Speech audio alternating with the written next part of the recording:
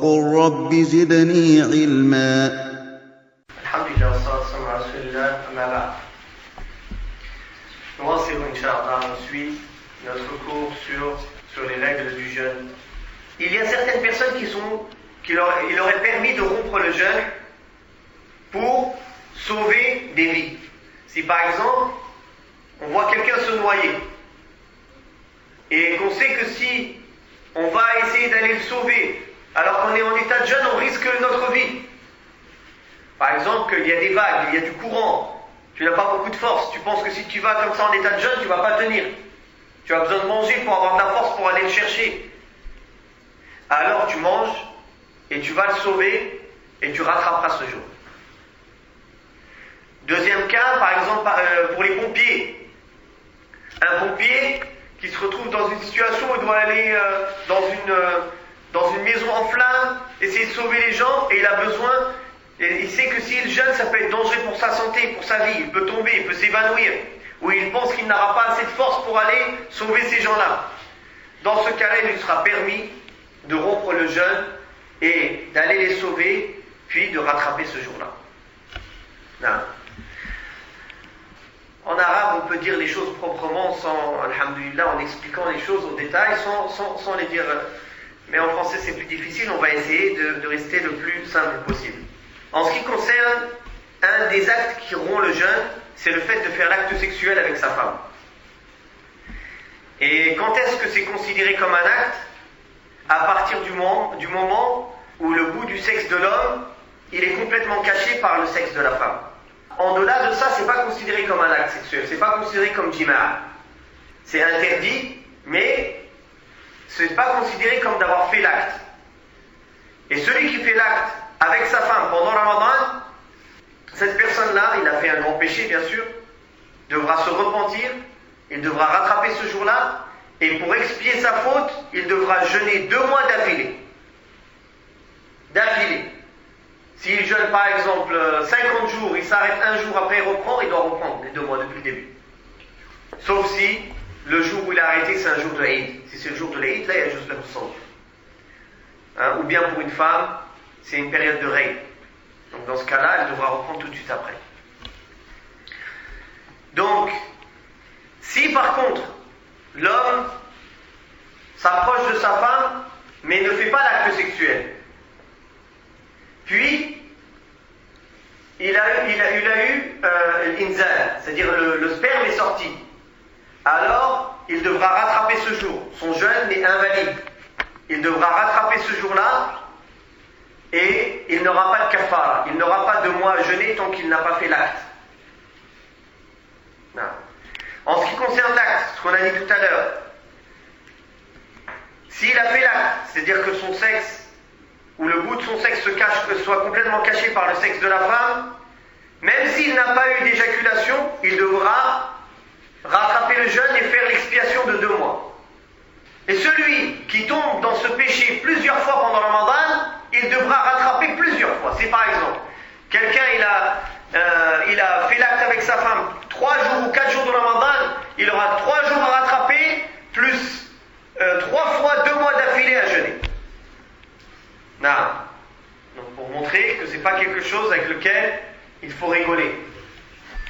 وهذا الكفارة المغلظة, الكفارة, l'expiation, ce n'est que pour la personne qui a fait l'acte, al-jima'. Pour tout autre acte qui rompt le jeûne, manger, boire, prendre un médicament, quoi que ce soit, c'est haram, c'est un grave péché. On a déjà vu le châtiment de ceux qui font cela. Quel sera leur châtiment dans l'au-delà? Leur bouche sera déchirée et le sang coulera de leur bouche, la tête à l'envers, comme le prophète sallallahu alayhi wa sallam les a vus.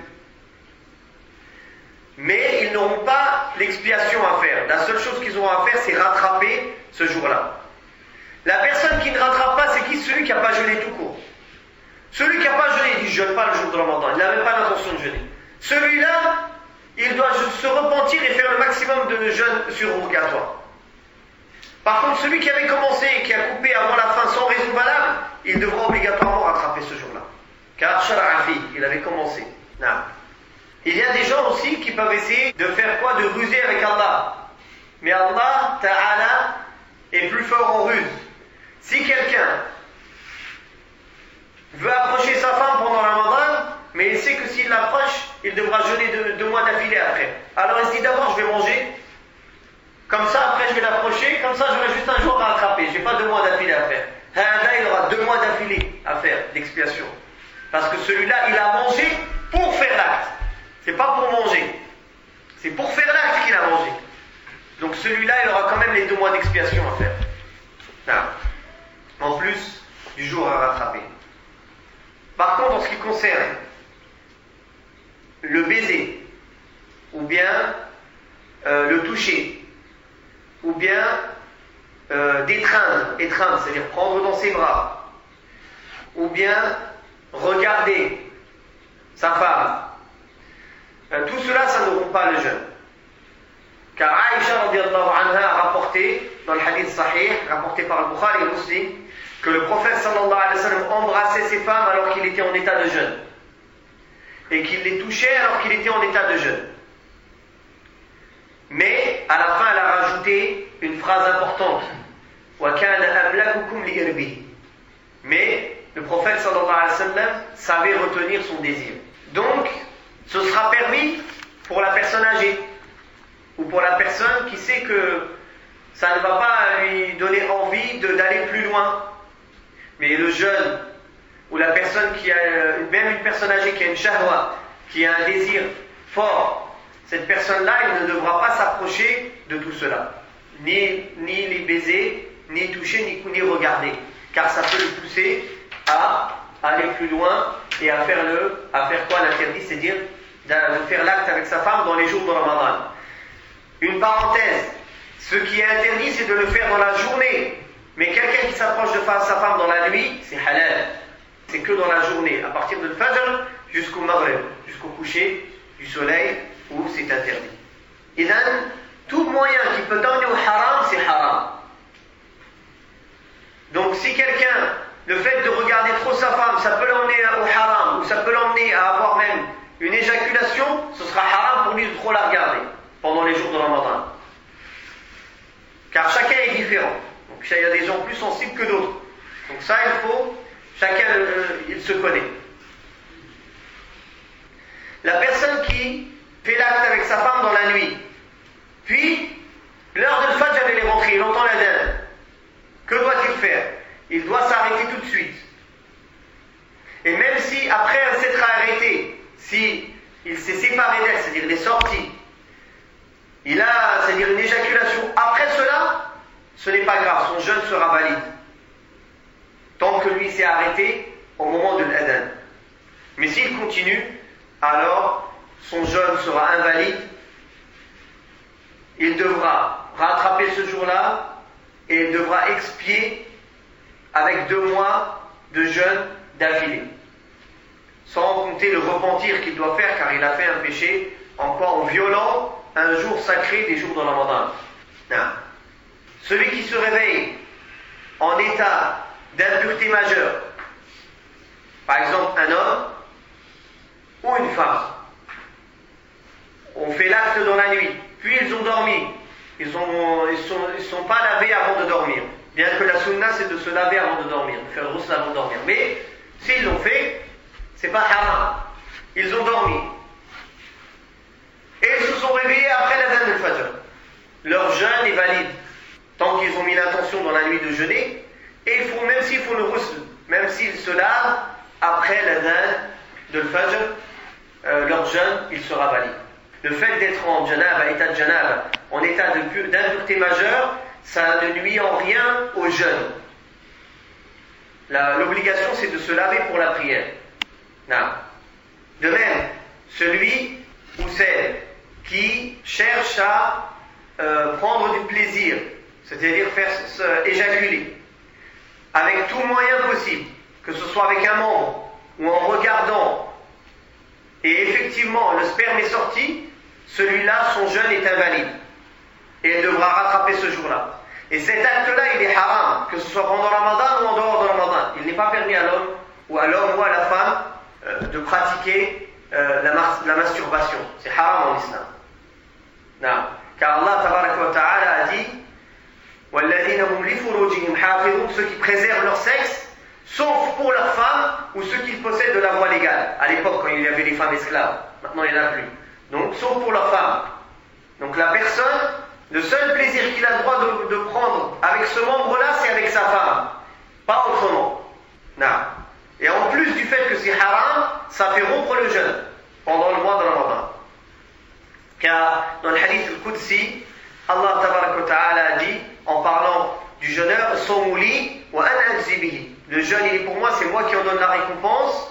Il a laissé sa nourriture, sa boisson, wa shahwatahu, et ses plaisirs. Et effectivement, que ce soit de faire l'acte, ou que ce soit de l'estimna, que le sperme sorte d'un autre moyen, c'est se procurer du plaisir, et c'est interdit donc pendant le jeûne. Donc le musulman et la musulmane pendant les jours de Ramadan, il doit s'éloigner de tout ce qui pourrait éveiller ses désirs. Tout ce qui pourrait réveiller ses désirs, il doit s'en éloigner. Car pendant les jours de Ramadan, ça lui est interdit. Alhamdulillah, en dehors de Ramadan, il a tout le temps. La nuit, il a tout le temps. Donc pendant les journées, il doit s'éloigner de ces choses-là. Celui qui vomit sans faire exprès, alors celui-là, il peut continuer son jeûne sera valide. Mais celui qui se fait vomir, que ce soit en mettant son doigt dans la bouche, ou en sentant une mauvaise odeur, ou en regardant quelque chose qui le dégoûte, en faisant exprès pour se faire vomir, celui-là, s'il vomit en faisant exprès, c'est-à-dire en cherchant un moyen de se faire vomir, son jeûne sera invalide et il devra rattraper ce jour-là. Non. Comme il a été rapporté dans le hadith sahih, rapporté par l'imam al-Tirmidhi.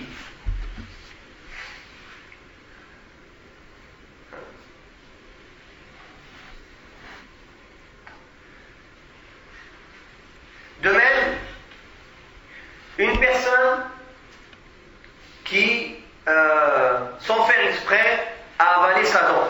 Sa dent, elle est tombée, il l'a avalée. Son jeûne, il est valide. De même, quelqu'un qui avale la poussière de la route, ou bien un moucheron pendant qu'il marche, ou bien sa salive, ou bien même son crachat. Certains ulama ont dit que si son crachat il le ressort, s'il sort dans la bouche, s'il le ravale, son jeûne est invalide.